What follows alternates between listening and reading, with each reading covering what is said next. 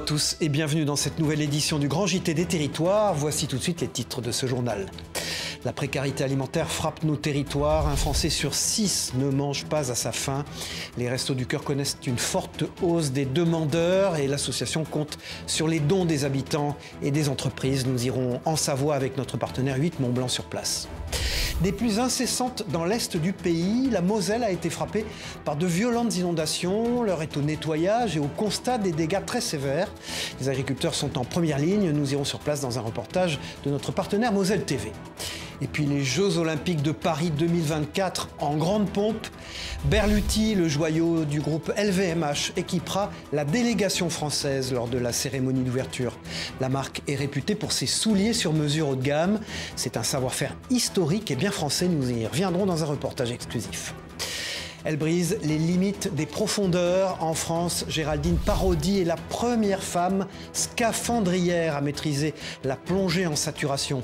Un exploit sensationnel qui la place parmi l'élite mondiale. Nous irons à sa rencontre dans un reportage inédit de notre partenaire La Provence.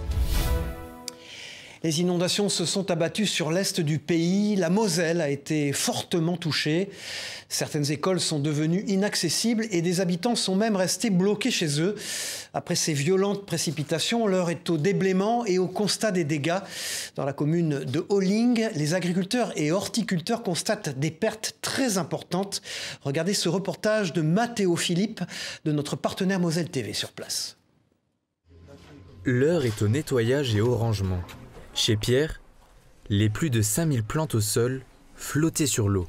Cet horticulteur et son équipe essayent de sauver les dernières fleurs. On a vidé et on les replace en hauteur sur table pour les sécuriser et pour éviter qu'ils restent sur un sol humide, trempé, pour que la motte puisse sécher. Des dégâts pour l'instant difficiles à quantifier et une question reste encore sans réponse. Parce que ces végétaux-là qui ont traîné dans l'eau vont supporter et vont rester vivantes. Et ça, malheureusement, on ne peut pas le dire à cette heure-ci. Une chose est certaine, le manque à gagner par ces 3 jours de fermeture est réel. Des inondations perturbant aussi les 150 vaches de Xavier. Il y avait de l'eau qui était montée jusque là, derrière là. Donc impossible de les lâcher. Donc on a dû les rentrer. Donc là ici, les vaches, ils ont un parcours, donc ils ont l'habitude. Donc dès qu'on est dans le parc, ils rentrent pour se faire traire de toute façon, donc ils connaissent le chemin. Après on avait d'autres pâtures qui étaient, où les bêtes, c'était des vaches taries qui étaient dans un autre pré. Donc ceux-là, on a dû les charger dans la bétaillère, on les a mis dans une attrape. Donc elles tremblaient, elles étaient stressées. Des bovins traumatisés, obligés de séjourner à l'étable, comme pendant les périodes hivernales. Donc là en fait on a un surcoût d'alimentation puisqu'on est obligé d'apporter du fourrage qu'on a pour le prochain hiver. Des pertes financières, mais aussi matérielles, comme au sous-sol de Martial. Vous voyez, j'éponge encore là, le congélateur, la chaudière au fioul. 50 cm d'eau partie, laissant place à une nouvelle complication. Tout a été chamboulé. Et puis ce qu'il y a, c'est que c'était de l'eau, mais avec un résidu de boue. Alors tout est orange, il y a 2 cm de boue au fond partout. Les sinistrés se tournent désormais vers leurs assurances respectives.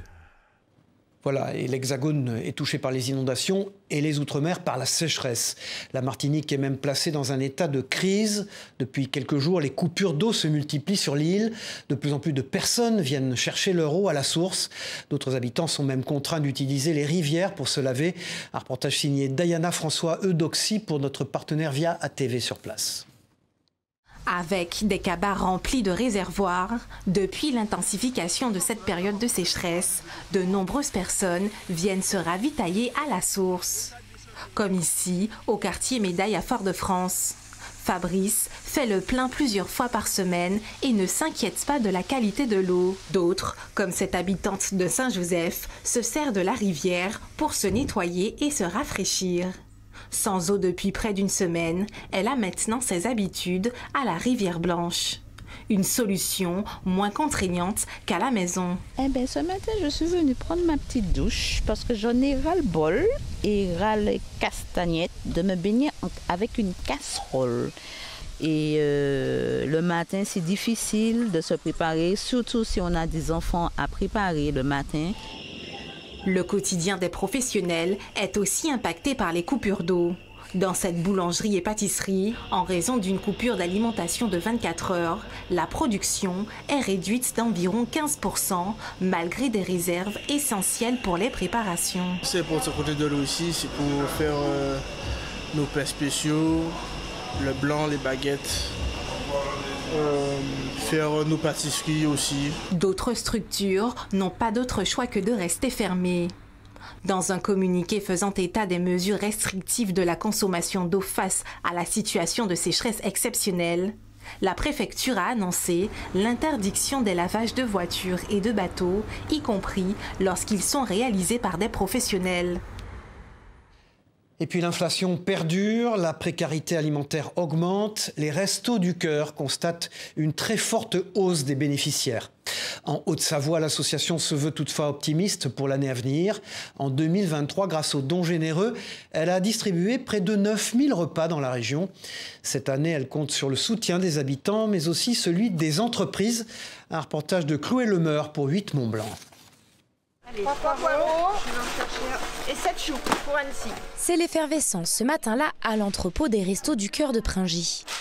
Comme chaque jour de la semaine, les bénévoles s'activent pour préparer les 10 tonnes de denrées qui vont être ensuite envoyées dans les 8 centres de distribution de Haute-Savoie. On a eu des réceptions. Alors de l'entrepôt d'opportunité, c'est une plateforme régionale qui réceptionne des dons en grande quantité et ça va être souvent des dates courtes à gérer, des fruits et légumes qui sont à distribuer avant le week-end et puis des fois des yaourts ou des choses comme ça qui sont en date très courte. Donc j'ai une équipe de choc là qui est derrière nous et qui est en train de travailler pour trier les légumes et les ventiler sur tous nos centres pour que tout puisse partir entre aujourd'hui et demain et pouvoir le but est de ne rien gâcher et de pouvoir offrir un maximum de diversité et de choix aux personnes accueillies. Ce jour-là, près de 15 palettes de produits ont été réceptionnées. Parmi les denrées, du surgelé, du frais, mais aussi des produits secs. Au total, en 2023, près de 900 000 repas ont pu être distribués par les Restos du Cœur de Haute-Savoie pour environ 10 000 personnes accueillies sur l'année. Un chiffre en nette évolution de l'ordre de 25% sur un an, qui s'explique en partie par la précarité grandissante. Pour autant, l'association se veut malgré tout confiante sur les mois à venir, notamment en ce qui concerne l'approvisionnement. On a fait une très bonne collecte au mois de mars, donc on a fait un peu plus que ce qui était prévu. On était parti sur une collecte d'une centaine de tonnes correspondant à nos besoins. On a fait 117 tonnes, donc avec des entreprises qui nous stockent gratuitement des palettes, donc ce qui est plutôt bien. Et puis là, on va organiser 2-3 collectes au mois de juin pour compléter un peu sur les produits qui nous manquent le plus souvent. Outre les dons des particuliers et des entreprises, l'association s'appuie aussi sur l'aide des pouvoirs publics pour maintenir leurs actions, avec notamment l'acquisition ou la rénovation de locaux à venir. L'objectif est aussi à terme de développer l'itinérance pour toucher des publics plus isolés. Vivre un événement culinaire exceptionnel dans une école.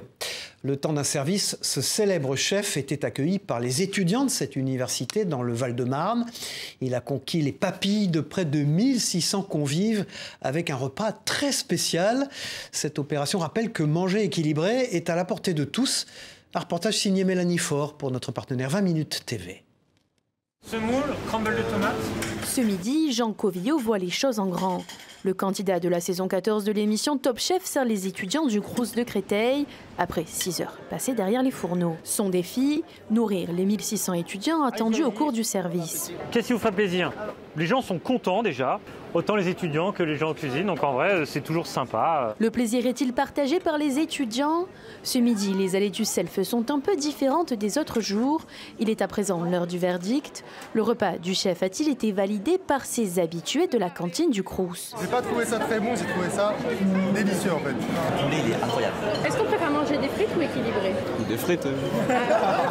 Et si le chef n'a pas converti la totalité des étudiants à une alimentation équilibrée, il a donné le sourire à ceux venus manger à sa table. Bah, grande fan de Top Chef, donc normal, oui. Moi quand je fais un truc comme ça, je fais pas ça pour que les gens me reconnaissent. Je me dis, les gens ils vont dire, ah tiens c'est bon, c'est meilleur. Quelque chose de saison, mais suffisamment accessible en termes de goût et de saveur pour que les gens puissent y aller naturellement. Avec Jean Covillot, le Crous veut casser les clichés autour de la restauration universitaire. Ce que je constate, c'est qu'on a quand même peu de déchets dans les assiettes. Pour moi, c'est une réussite. C'est le signe important de l'adhésion de notre public à notre proposition.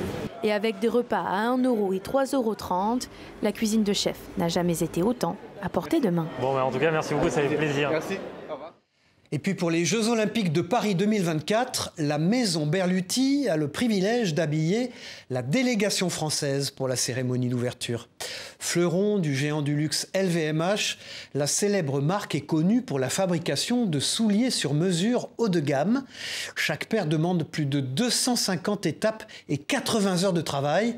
Et vous verrez, avant les Jeux Olympiques, dans le magazine Territoire de France, nous vous proposons d'entrer dans les coulisses de cette marque iconique. Vous y découvrirez le travail des artisans qui confectionnent ces souliers d'exception. Il sera aussi question de l'histoire de la marque Berluti, lancée en 1895. Un documentaire exclusif, je vous propose d'en regarder un extrait. Ici, chaque client possède sa propre forme en bois dans cette étonnante bibliothèque. La maison, plus que centenaire, a chaussé des clients célèbres. Tous séduits par l'élégance intemporelle de ces souliers haut de gamme, élevés au rang d'objets d'art.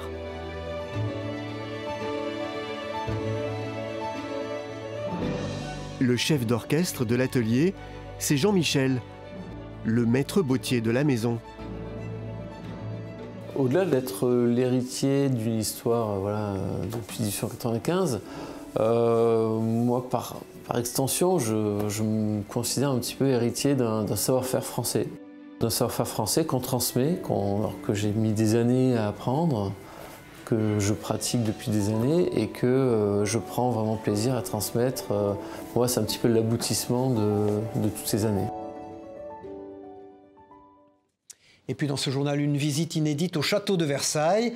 Depuis plusieurs années, les départements des Yvelines et des Hauts-de-Seine s'unissent pour organiser le dispositif 5000 collégiens à Versailles. C'est son nom. Au programme, visite du château et animation autour des thèmes, des arts et des sports pour les plus jeunes, avec un concours écologique également. C'est aussi un moyen d'attirer leur attention sur les questions climatiques. Un reportage de notre partenaire TV78 dans les Yvelines.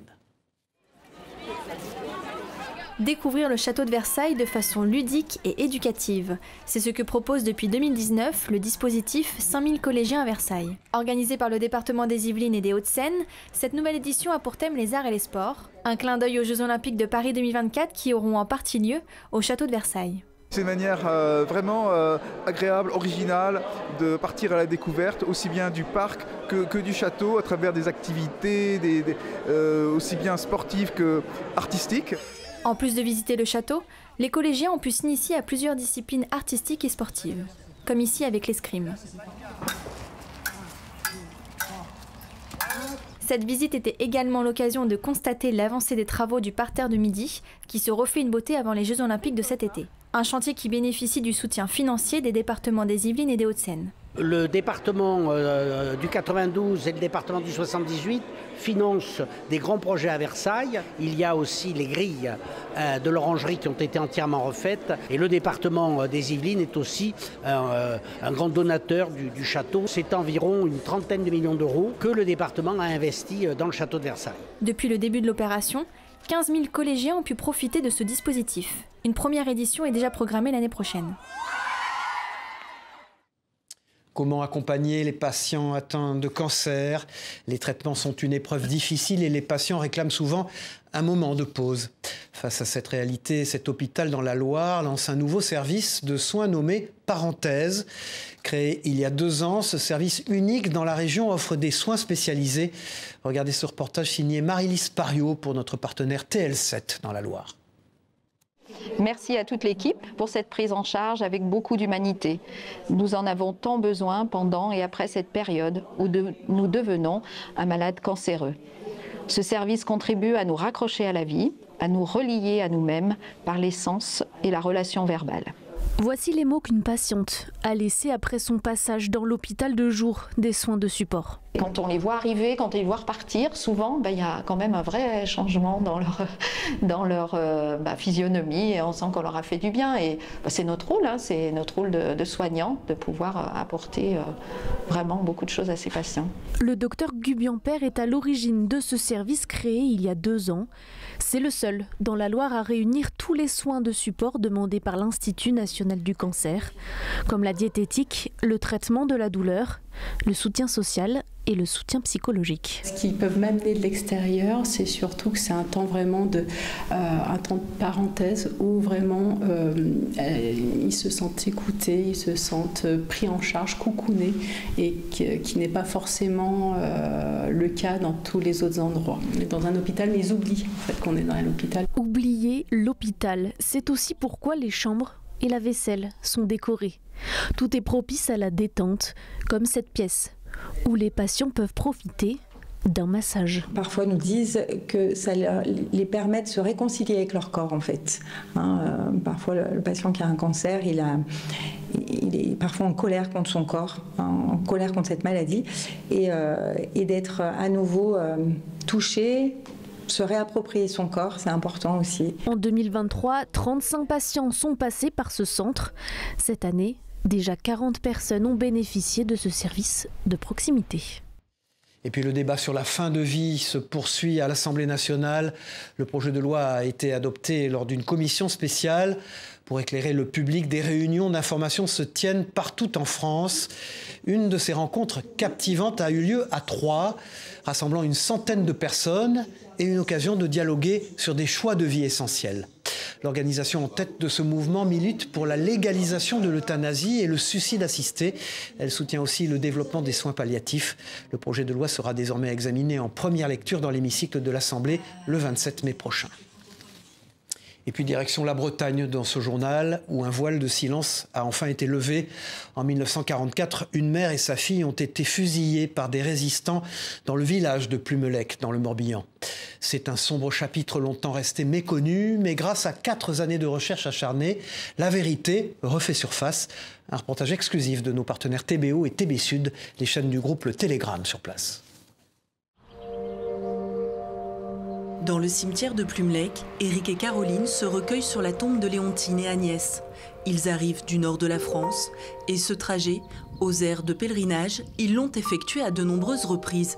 Je venais à Plumelec avec mes parents et c'est ce que je disais quand on est arrivé tout à l'heure, c'est qu'à chaque fois c'était avec le cœur lourd parce qu'il y avait un silence dans la voiture, il n'y avait pas trop de mots et voilà, j'étais petite donc je ne savais pas trop ce qui se passait. Il y a 80 ans, en juillet 44, leur grand-mère et arrière-grand-mère, réfugiées à Plumelec, sont fusillées par des résistants.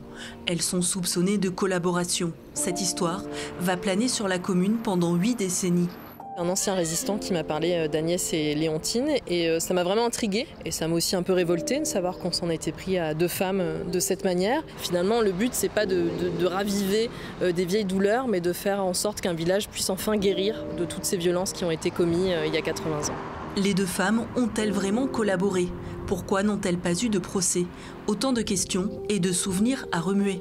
Avec l'appui de l'un des habitants du village, la parole se libère peu à peu. On a décidé d'en parler, mais avec une situation qui était maîtrisée en disant on ne parlera jamais de ceux qui ont fait ça. C'est un chemin de résilience et aussi un devoir de mémoire par rapport à la commune. Cette quête de vérité a permis à Éric et Caroline de retracer le chemin des dernières heures de leurs aïeuls et de panser les plaies de la famille. Ce qui nous soulage, c'est de savoir ce qui s'est passé et apprendre à les connaître aussi. On a pu avoir des témoignages qui nous ont donné plein d'éléments sur leur mode de vie, leur caractère, leur vie à Plumelec, quoi. Et ça, c'était réconfortant. Ce livre restera le témoin d'un passé trouble à transmettre aux générations futures. Aujourd'hui, le cœur des descendants de Léontine et Agnès est un peu plus léger. C'était la 10e édition de la course de la Résistance. Chaque année, cette course célèbre la fin de la Seconde Guerre mondiale. Elle est organisée dans différents territoires de l'Isère et plonge les participants dans l'univers des maquis de la région. C'est autant une aventure physique qu'une véritable leçon d'histoire. Un reportage de notre partenaire Télé Grenoble. Regardez. Un départ de trail au pied du mémorial des maquis de Loisan. Voici un des 5 lieux symboliques de la résistance sur le territoire, choisi par le département pour accueillir la course de la résistance. Et les coureurs au départ du 38 km y voient une manière d'entretenir leur devoir de mémoire. C'est un territoire qui a quand même une histoire quand même prononcée. concernant cette résistance, donc que ce soit dans le Vercors, sur cette vallée aussi de la Romanche. C'était l'occasion à la fois de faire une course, parce que j'aime bien courir les petits trails comme ça, et vu que c'était en plus pour une belle cause, je trouvais ça vraiment sympathique. Trail, course ou encore randonnée, voilà une autre manière de commémorer la capitulation sans condition de l'Allemagne nazie. C'est le jour du souvenir, jour de l'armistice, donc se souvenir de ce moment est quelque chose d'essentiel. Il faut qu'à l'époque où les témoins disparaissent, eh bien, les jeunes générations prennent le relais et se souviennent également. Fort de son histoire, cette année, c'est le domaine de Visil qui a été mis à l'honneur en accueillant le village d'animation et certains départs et arrivées. Alors Visil est une ville qui va être assez rapidement marquée par des actions de résistance, avec notamment une personnalité qui est Gabriel Giffard, dit Ariel, qui avec Henri Duet, qui est libraire à Visil, vont implanter le mouvement combat. Et puis un événement particulier a lieu au château de Visil, avec l'organisation par les comités départementaux de libération nationale de l'organisation des États généraux de la résistance, le 5 septembre 1944 au château.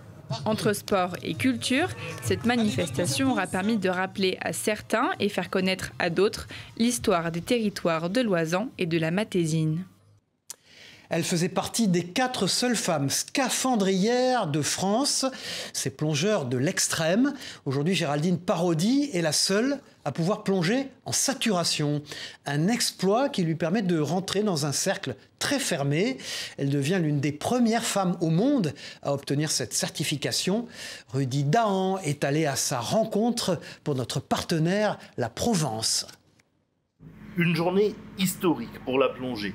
Géraldine Parodi s'apprête à devenir la première femme scaphandrier de France à passer la plus haute certification de plongée, le 3A. Une descente à 80 mètres de profondeur dans une cloche de saturation, un exploit qui lui imposera de rester 3 jours enfermé dans un caisson afin de permettre à son corps de s'acclimater peu à peu à la pression sur Terre. Moi je me sens très bien, là c'est la journée qu'on attend tous.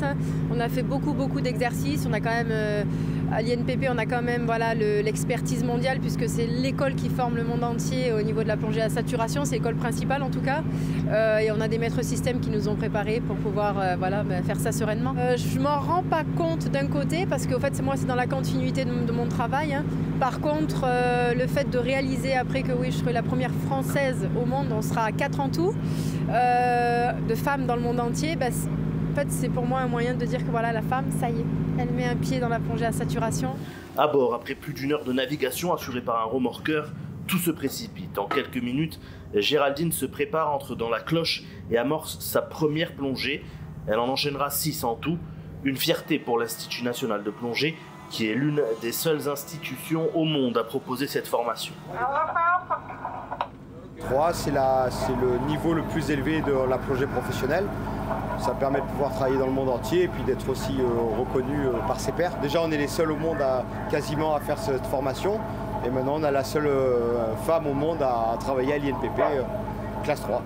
Géraldine est donc entrée dans l'histoire. Une fois sortie du caisson, elle est entrée dans un cercle très fermé et devient la 4e femme sur la planète à pouvoir pratiquer la plongée en saturation.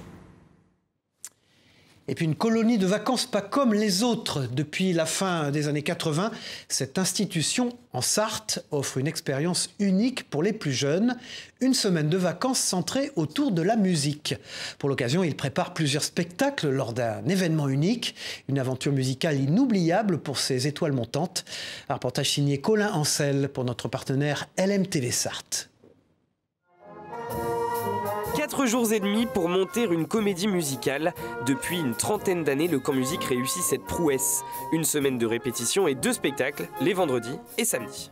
Nous, tous les ans, on est épatés. On est époustouflés par ce que les enfants sont capables de faire. Il y a une capacité de mémorisation, de mise en scène, de musique sur la semaine qui est impressionnante. Cette année, ils interpréteront Pinocchio. À Bernay-en-Champagne, plus de 100 enfants répètent inlassablement dans la bonne humeur. Il y a une ambiance énorme dans le Camp Musique et donc c'est hyper amusant, on se fait tout le temps plein de copains et tout. J'ai découvert ça à ma première année de musique et je trouve ça super cool vu qu'on crée un spectacle et tout. La musique, les chœurs, mais aussi certains décors sont fabriqués sur place. Une semaine de travail, oui, mais c'est aussi une sorte de colonie de vacances. Les enfants sont logés sur place. La plus grande partie du temps est consacrée à l'artistique, ça c'est sûr, mais il y a des pauses de réservées aux animations pour qu'ils puissent souffler un peu. C'est déjà beaucoup de concentration qu'on leur demande. Donc le matin, il y a une pause d'une demi-heure, l'après-midi, une pause d'1h30, et le soir, il y a des veillées. Et ça crée aussi l'esprit collectif dont on parlait tout à l'heure, qui permet d'avoir envie de faire quelque chose ensemble et de créer un spectacle à la fin de la semaine. Un travail d'1 an mené en amont, le projet coûte cher, près de 30 000 €. Même si chaque année, le camp musique affiche complet, l'association Les Mioles tente de trouver les fonds pour perpétuer cette tradition. C'est un événement qui ne se fait pas ailleurs dans le département ou même dans la région, de faire un stage de comédie musicale sur 4 jours et demi qui rassemble autant de monde, autant de bénévoles, autant d'enfants, autant de salariés pour une production comme celle-là. Surtout qu'à chaque fin de semaine, les enfants repartent, des souvenirs plein la tête. À chaque fois le samedi, après le spectacle, tout le monde pleure parce qu'on est hyper triste, on doit attendre 1 an avant de retrouver tout le monde après, mais on est fiers quand même. Entrée libre, tarif au chapeau. Voilà, c'est la fin de cette édition. Merci de l'avoir suivi. On se retrouve très vite pour une nouvelle édition du Grand JT des Territoires. Au revoir à tous.